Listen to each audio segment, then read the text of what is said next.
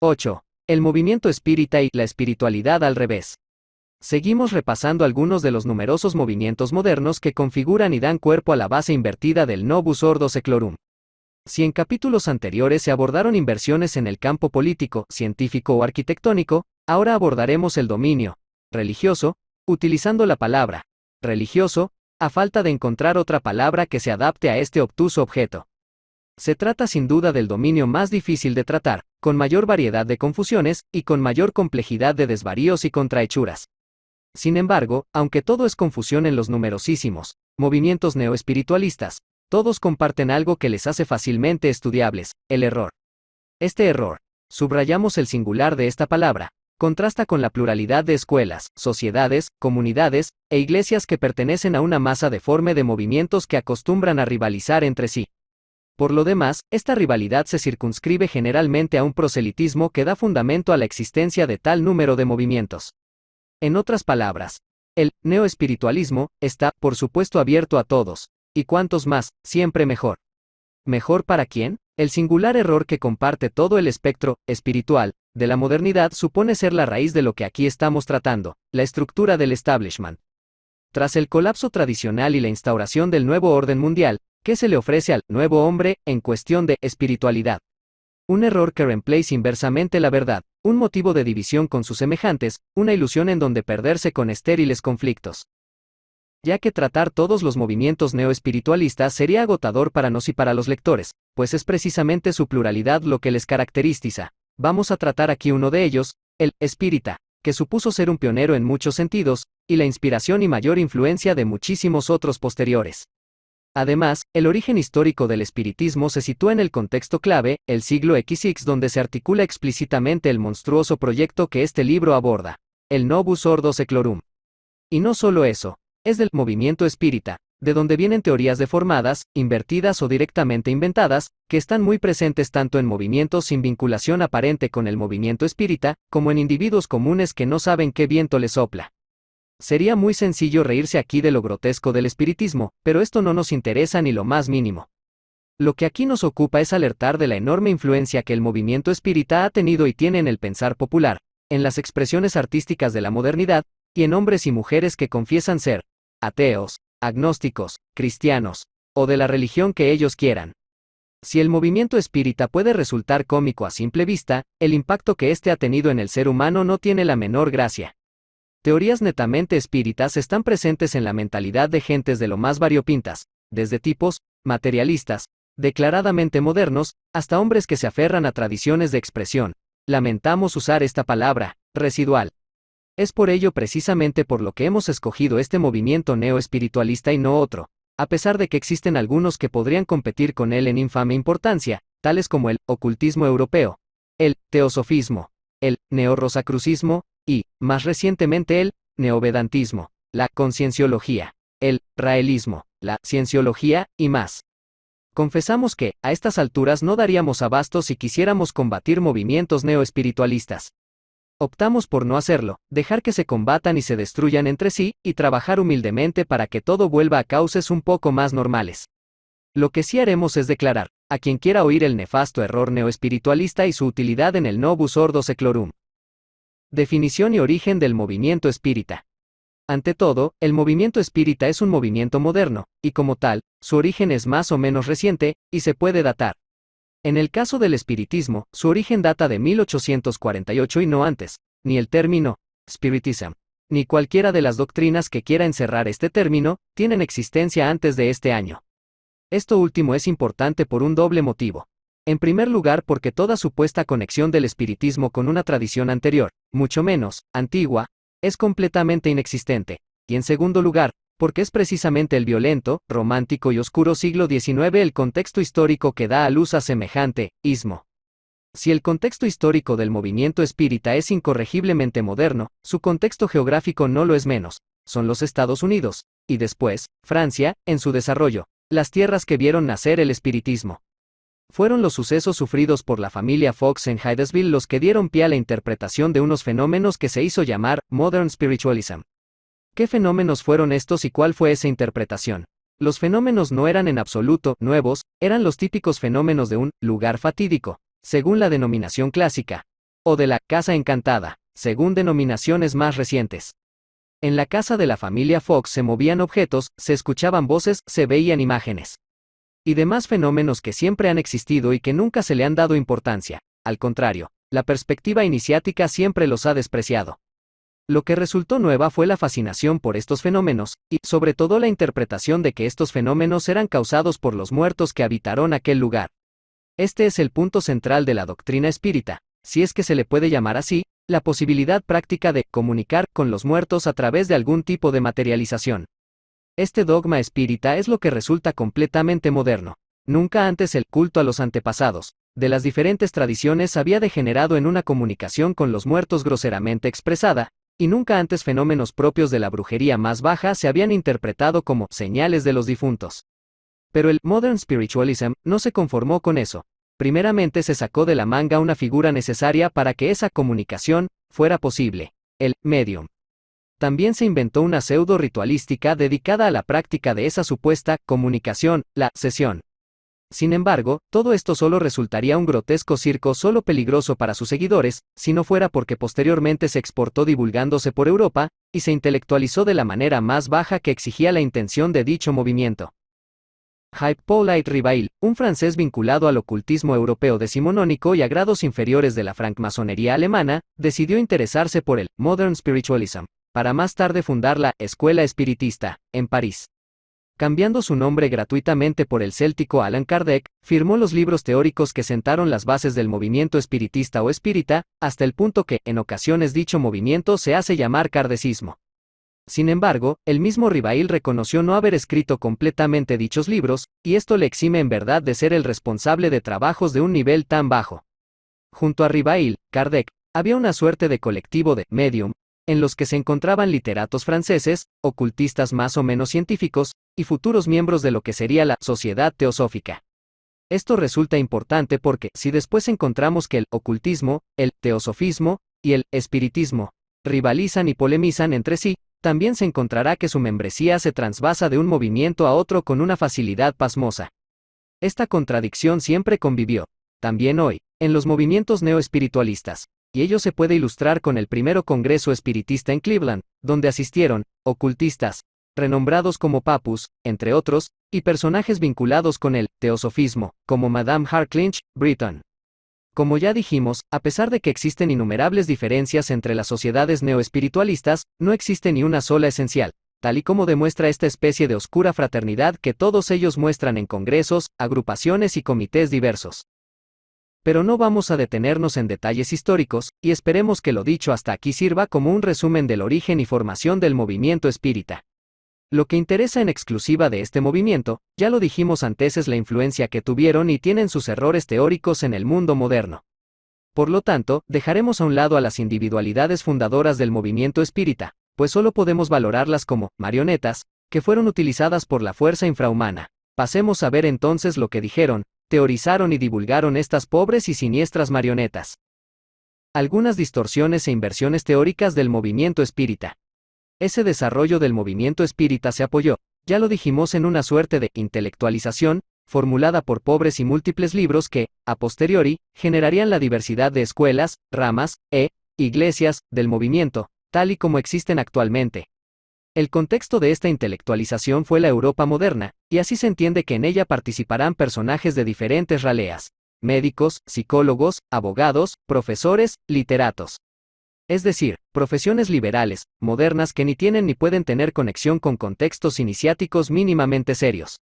Sin embargo, esto tampoco explicaría la ínfima calidad de los libros espírita, pues nos consta que sus autores habrían sido capaces de escribir libros algo más presentables. Lo que hace de las teorías neoespiritualistas, en general, un completo sinsentido, es la necesidad de presentar una doctrina popular, asimilable por todos, accesibles a las masas, en donde poder clavar los colmillos del proselitismo.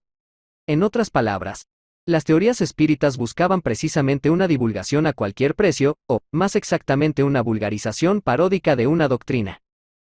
Para dar fundamento a esas vulgares teorías, el movimiento espírita echó mano de la única autoridad que Europa concibe, la ciencia moderna. Así, no es difícil encontrar como pioneros del neoespiritualismo a médicos eugenistas, psicólogos, científicos, neomalthusianos, físicos de lo más variado. que dieron una base pseudocientífica a materias que ni son ni pueden ser objeto de la ciencia moderna. Para entender la función de esta comunidad científica, basta comprender el refrán castellano: en el país de los ciegos, el tuerto es el rey, con la excepción de que aquí el rey no tiene ningún ojo. Es por ese carácter científico moderno por el que todas las teorías neoespiritualistas tienen un tinte evolucionista, pues es ese evolucionismo el denominador común de todas las concepciones de la modernidad. A pesar de ese evolucionismo, el espírita, como muchos neoespiritualismos, no duda en reivindicar fantásticas conexiones con tradiciones del mundo antiguo, e incluso adoptar terminología ajena para elucubrar sus más disparatadas teorías, cargadas siempre de un sentimentalismo sumamente comercial. El peor parado de todo esto es un ya apaleado cristianismo, contexto religioso del que sale toda rama espírita. Así, llegarán a formarse agrupaciones espíritas que se harán llamar cristianas, incluso católicas y protestantes, y hasta se formarán iglesias espíritas, tal y como se puede ver actualmente en todo el continente americano. Todo este carácter vulgar, popular, sentimental, y ese arraigo en la mentalidad moderna, cristanoide del SX y XXX, permite que las teorías espírita puedan influenciar tanto y a tantos, incluso a sujetos que creen situarse en perspectivas materialistas o agnósticas.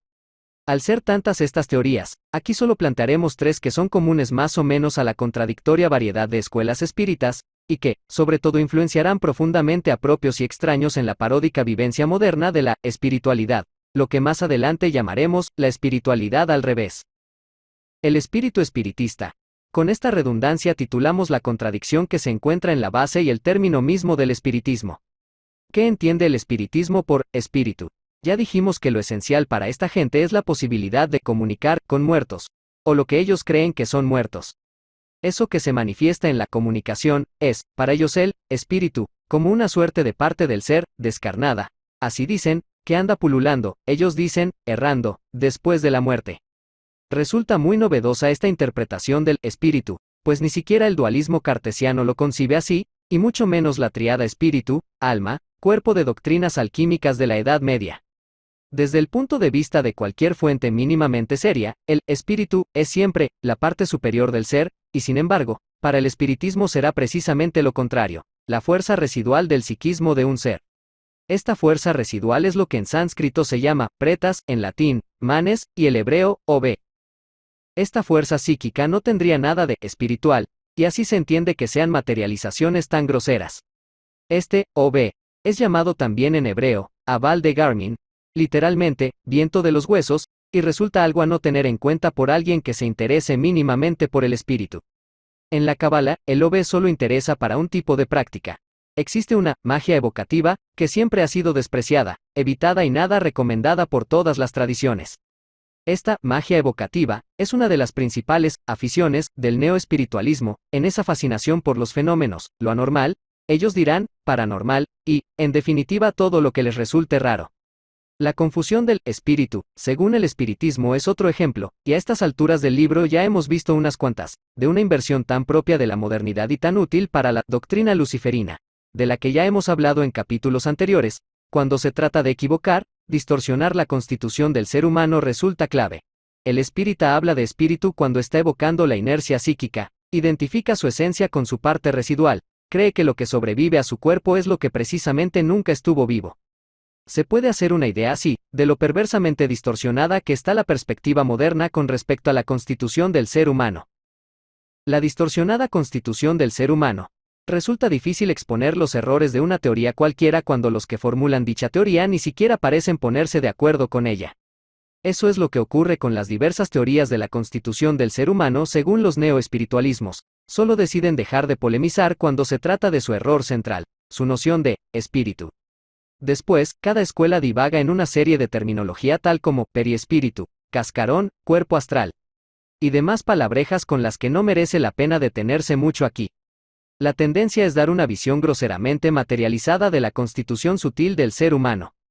En su desvarío, llegan a dar una localización al espíritu, como si el espíritu estuviera aquí o allí, peso al alma, tal y como enunciaron algunos grotescos personajes, o corporeidad a lo sutil, a pesar de que semántica y lógicamente, el cuerpo no es sino precisamente la más tosca manifestación del ser, y que, por lo tanto, hablar de cuerpo sutil es una contradicción manifiesta.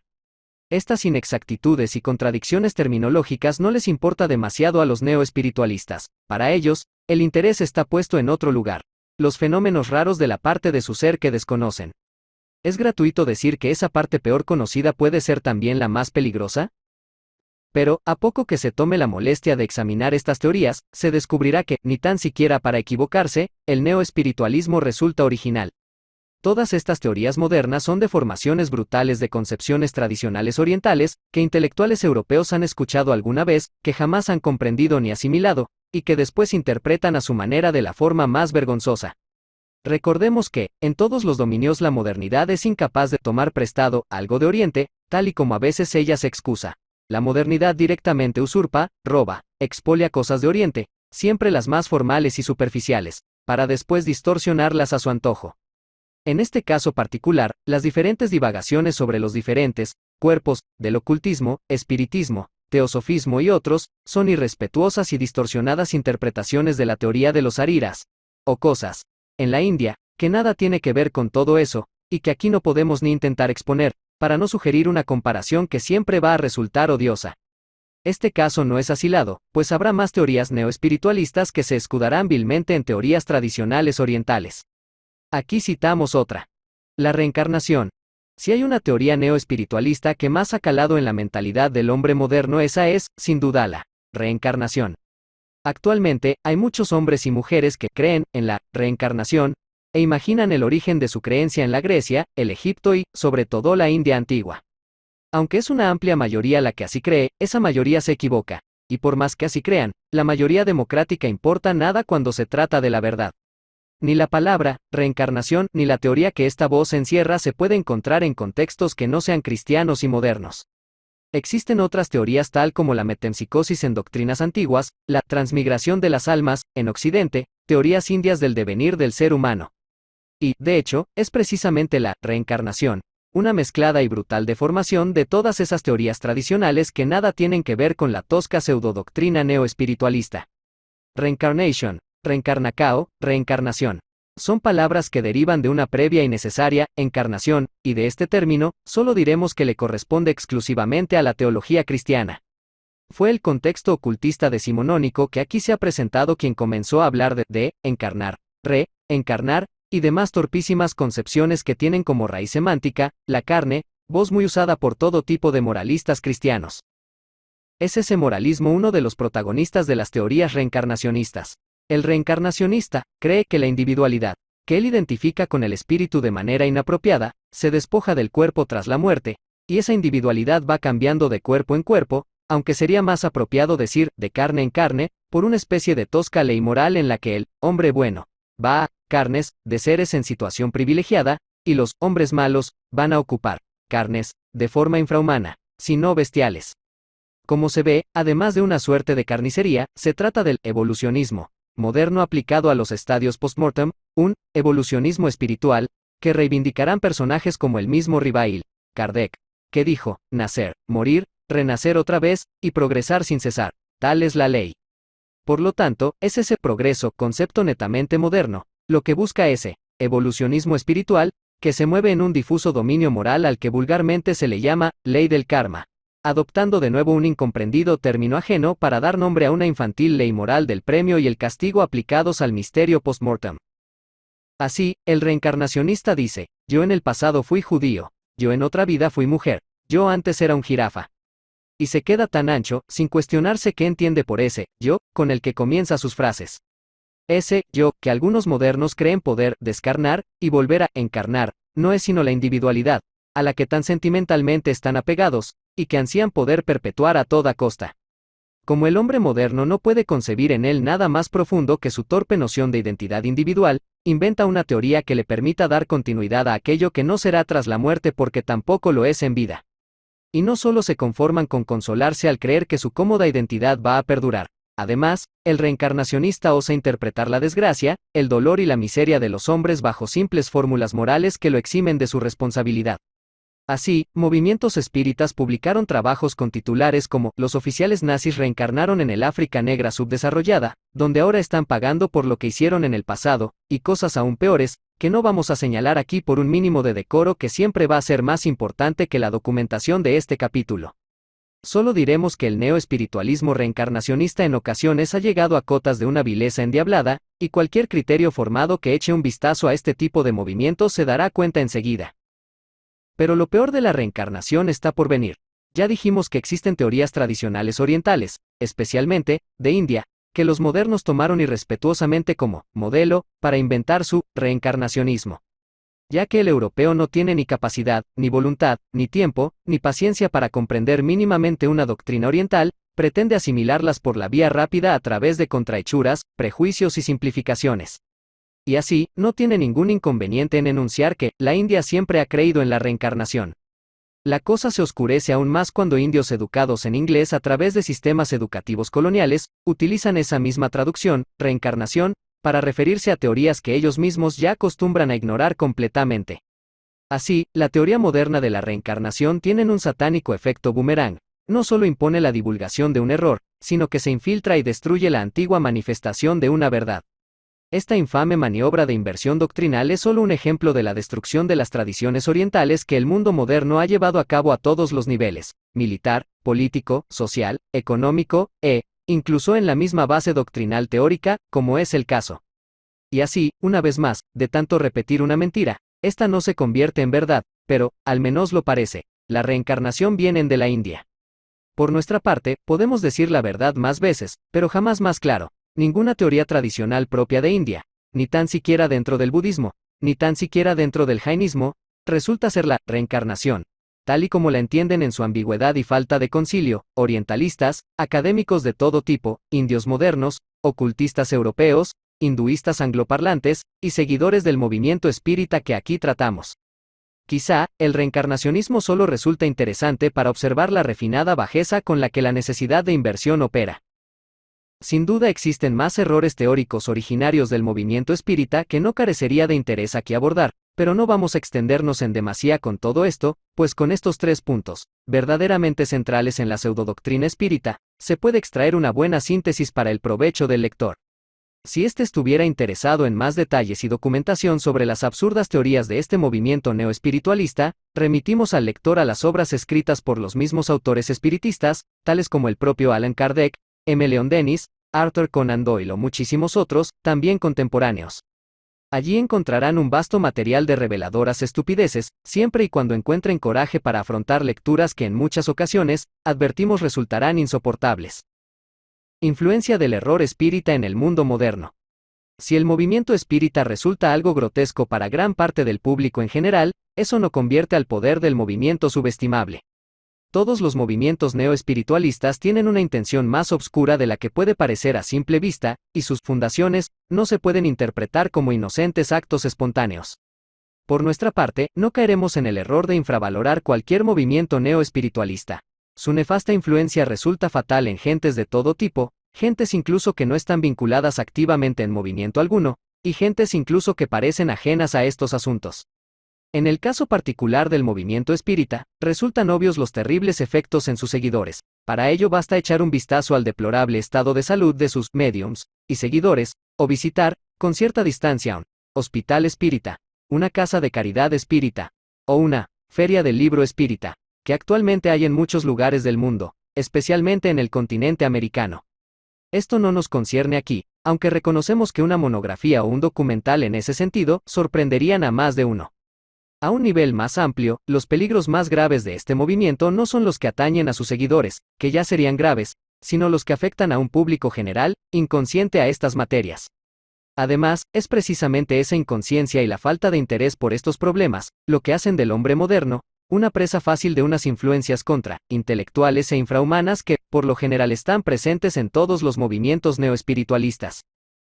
Por poner algunos ejemplos, muchos de los lectores podrán alegar que se encuentran muy alejados de estas materias, y sin embargo, muchos de ellos lloraron cuando vieron la película hollywoodense, Ghost, se emocionaron con la producción, El sexto sentido, o fueron al cine para apoyar al director español Alejandro Amenábar, y Los Otros, por cierto, superproducción que dirigió después de comercializar películas sobre redes satánicas de secuestro y tortura, tesis, y sobre anhelos modernos de inmortalidad depositados en la crionia transhumanista.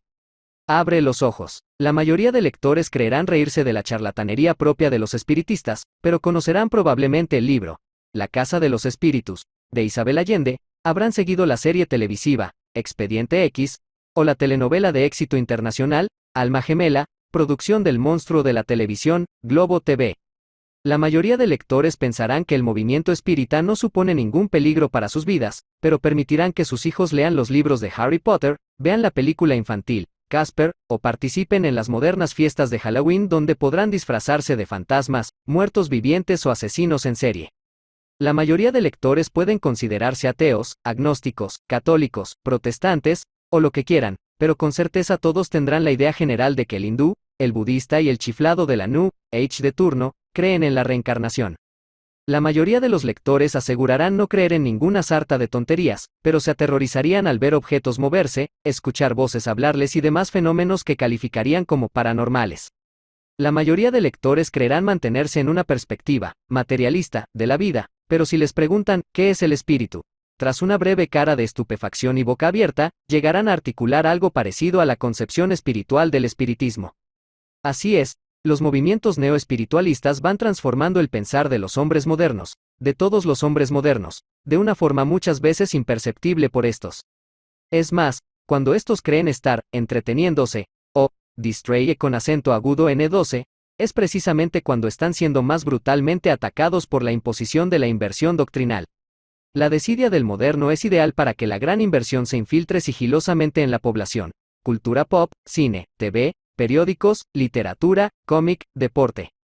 En lo que respecta a los movimientos neoespiritualistas, estos se encargan de rellenar el área de la mentalidad moderna que vagamente él califica como espiritual o religiosa. En la era global, se encontró una religión mundial para todos los hombres y mujeres del globo, la imposición del error, el culto material de masas, el satanismo inconsciente, lo que en el apartado siguiente llamaremos la espiritualidad al revés. Pero ciñéndonos al movimiento espírita propiamente dicho, su influencia perceptible tampoco es desdeñable. Se trata de un movimiento organizado, en una mareante multiplicidad, pero organizado, influyente, poderoso, y presente en numerosos países. La presencia espírita solo se manifiesta en los estados occidentales. Ella puede ser minoritaria y discreta, como es el caso de la actual Francia, país donde se desarrolló, o mayoritaria y de gran popularidad, como es el caso de Brasil. Al dar un repaso a los estados con presencia espírita, se entiende que su contexto religioso siempre será el cristianismo moralista y difuso propio de los estados occidentales modernos. Es por ello por lo que muchísimas escuelas espíritas se hacen llamar cristianas, e incluso, integrarán los evangelios canónicos junto a los libros de Allan Kardec en sus disparatados corpus. No solo eso, muchas organizaciones espíritas se hacen llamar iglesias, como la influyente National Spirit Church of Alberta en Canadá. Si ya definimos el carácter del espiritismo como eminentemente moderno, ahora completamos dicha definición con su carácter moralista. De hecho, es el mismo movimiento espírita el que declara que su doctrina, ellos la llaman así, se desarrolla desde una perspectiva científica, filosófica y moral. En efecto, la perspectiva del espiritismo resulta ser ese carácter científico moderno, cristanoide, y moralista que impregnan todas las ramas, escuelas y grupos espíritas. Por ejemplo, el moralismo protestante siempre impregna cualquier manifestación de espiritismo anglosajón. Solo en Estados Unidos, se tiene registro de la existencia de 241 grupos explícitamente espiritistas. Sin embargo, este número sería muchísimo mayor si se contaran grupos definitivamente influenciados por el espiritismo, pero que optaron por otra nominación, bien por motivos comerciales, de imagen u otros. Actualmente, Estados Unidos es quien ostenta el curioso récord de albergar al mayor número de agrupaciones y sectas neoespiritualistas, es el segundo país con mayor número de agrupaciones espiritistas, y es el campeón absoluto en lo que se refiere al número de movimientos declaradamente satanistas.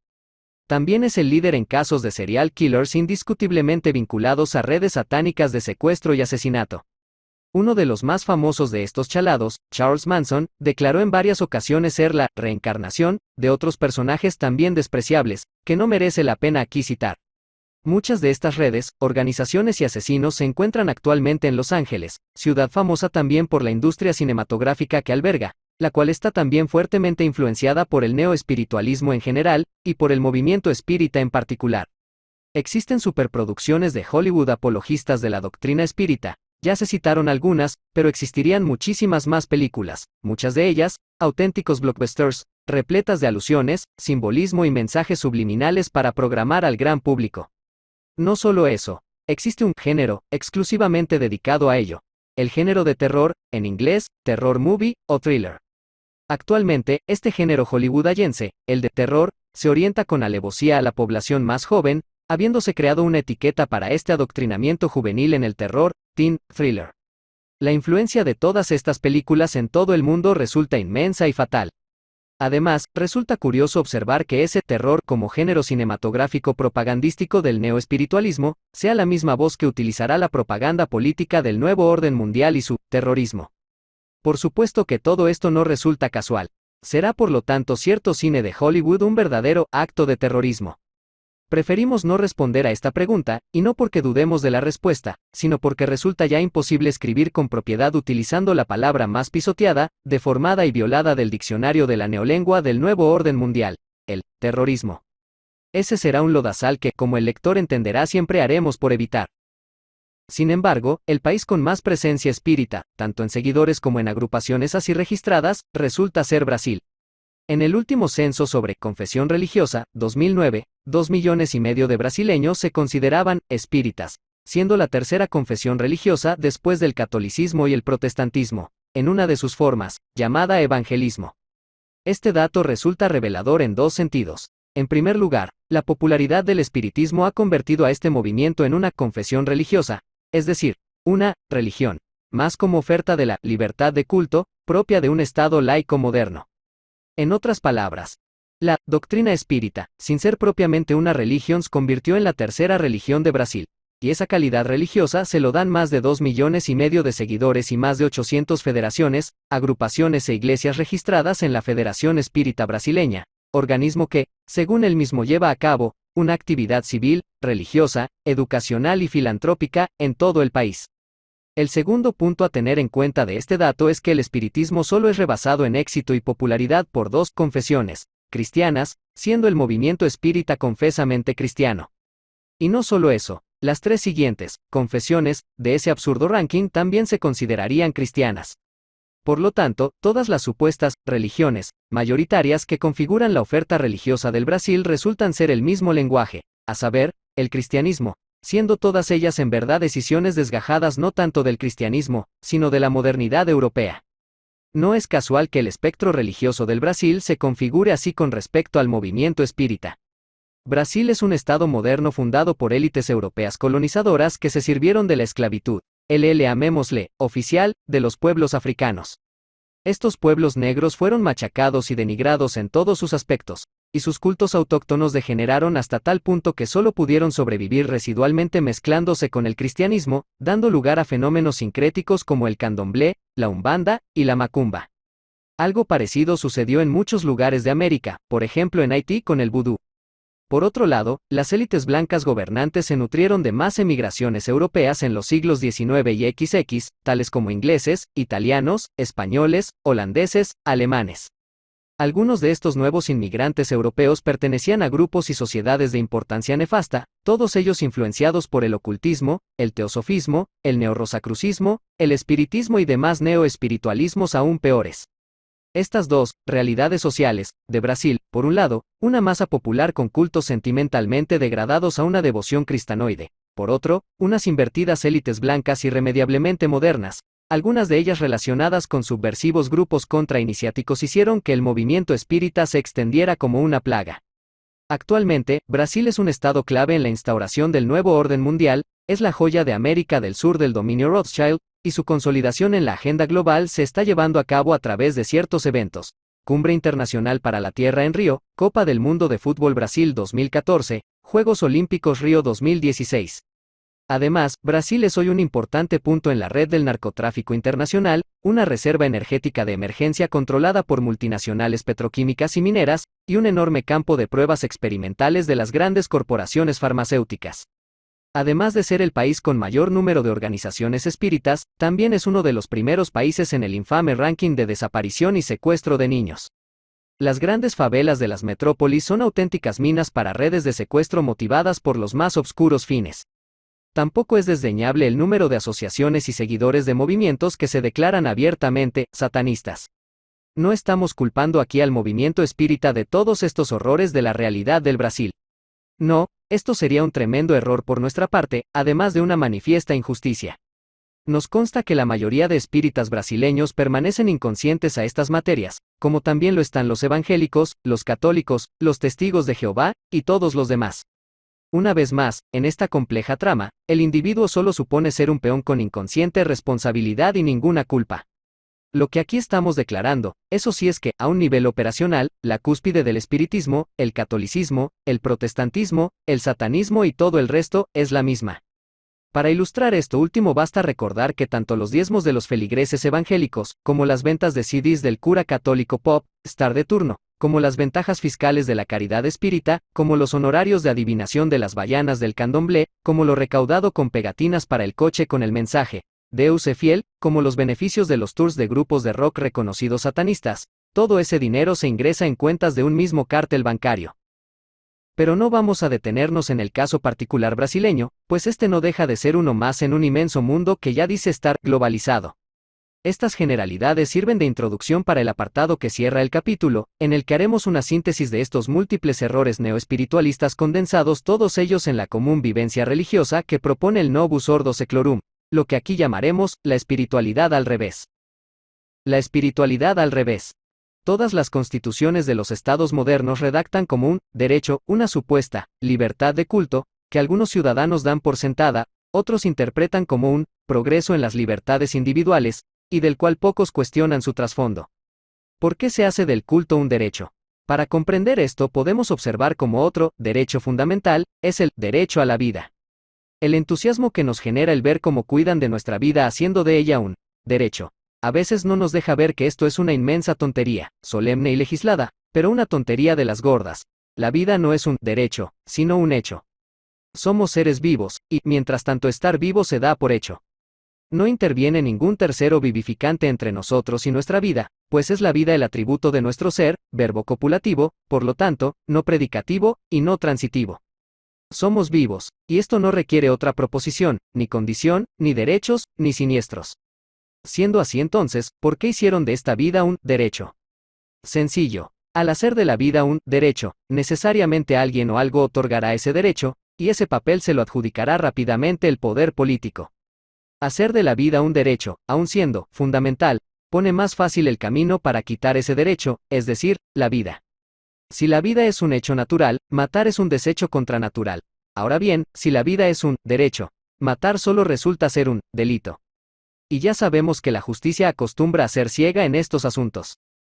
Si esto ocurre con el primer derecho humano, ¿qué ocurre con el 18º artículo según la Declaración Universal de los Derechos Humanos de 1948, el derecho a la libertad de culto? Pues que el culto, además de un derecho, ya no es solo un hecho, sino un acto, y como todo acto acarreará unas consecuencias sobre las cuales ni el poder judicial, ni el legislativo, ni cualquier forma del poder político tiene competencia. Así, la libertad de culto se ha convertido en el mundo moderno en un derecho que pertenece a la vida privada, una actividad respetable en cualquier caso, y una premisa insertada en el carácter estatal moderno que llaman laicismo. Después de haber desarrollado mil y una religiones, rivales y polémicas entre sí, ¿qué es lo que deja el Novus Ordo Seclorum al hombre moderno en materia de fe y religión? El derecho a escoger entre un conglomerado de incontables doctrinas articuladas por otro incontable número de organizaciones donde perderse, dividirse consigo mismo y con sus semejantes, y, sobre todo, triturar las energías en disputas estériles. La religión que etimológicamente uniría, a efectos prácticos dividirá al moderno en un desorden infrahumano de tendencia contraespiritual que el nuevo orden mundial llamará libertad religiosa. Es por ello por lo que la religión no supone problema alguno para la secularización global. Al contrario, resulta ser una fiel aliada. Pero antes de seguir usando esta palabra tan usada, alguien puede decir qué es religión. La religión, palabra netamente occidental, es uno de los aspectos exteriores de una tradición, es decir, parte de lo que con propiedad se llamaría el exoterismo de una forma tradicional.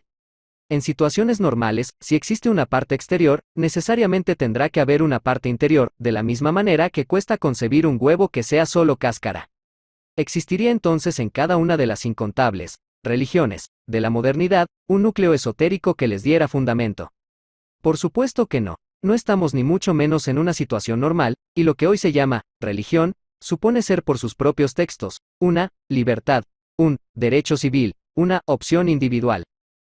Les habrá quienes se pregunten si la religión, o más apropiadamente, las religiones del mundo moderno resulta ser una cuestión civil, ¿por qué no es el poder político quien administra esas cuestiones y por qué entonces existen miles de iglesias, agrupaciones y comunidades que se encargan de ello?